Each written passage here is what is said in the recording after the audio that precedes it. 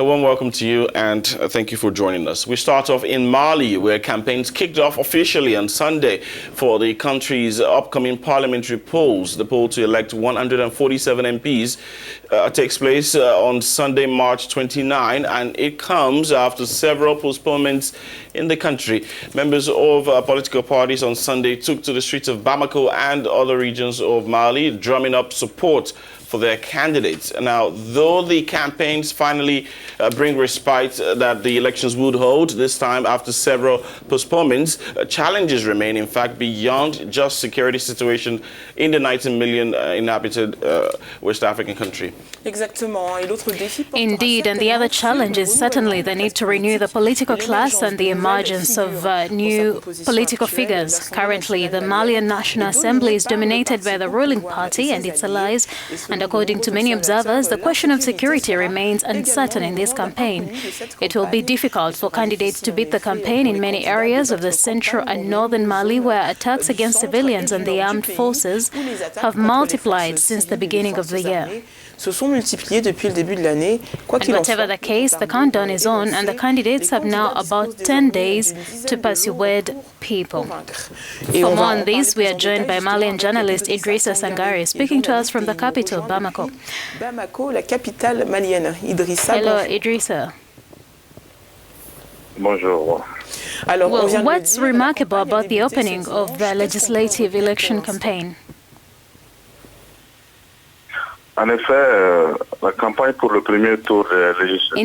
the first round of campaigns for the March 29, 2020 legislative elections kicked off on Sunday, March 8th.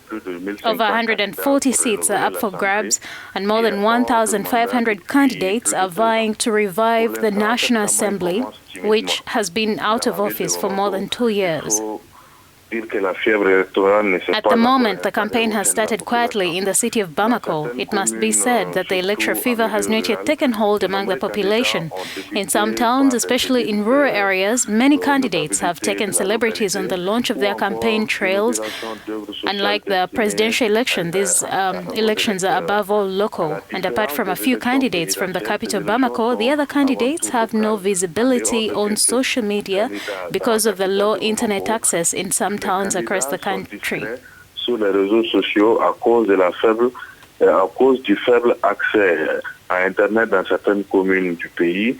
And for danger zones such as the central and northern regions, we should not expect to experience the buzz of these elections due to the presence of terrorist groups that threaten to conduct these elections. This must be a source of concern for the authorities in the country, but what are the other challenges for this legislative election?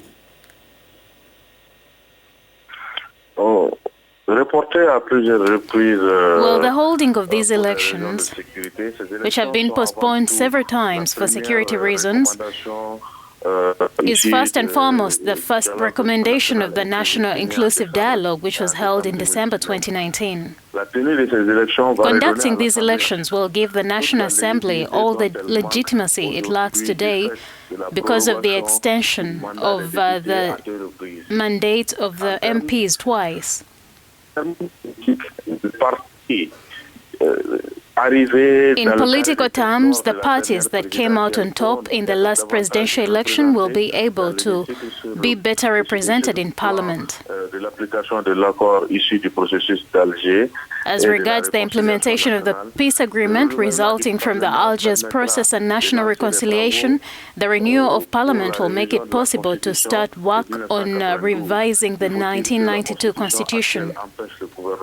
It must be said that the current Constitution prevents the government from implementing certain provisions of the peace agreement. The new administration of the country has not fully entered into force because of the 1992 Constitution, which only recognizes 8 administrative regions and the district of Bamako.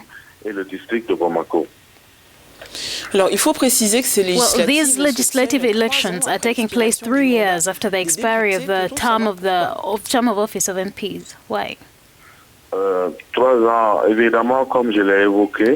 Well, as earlier mentioned, there are many reasons. In 2018, the government feared that there would be incidences of looting and sabotage perpetrated by terrorist groups operating in the central and northern regions. The financial reason was cited by the government, which stated that it was under cash flow pressure and could not cover the expenses related to the organization of the legislative elections.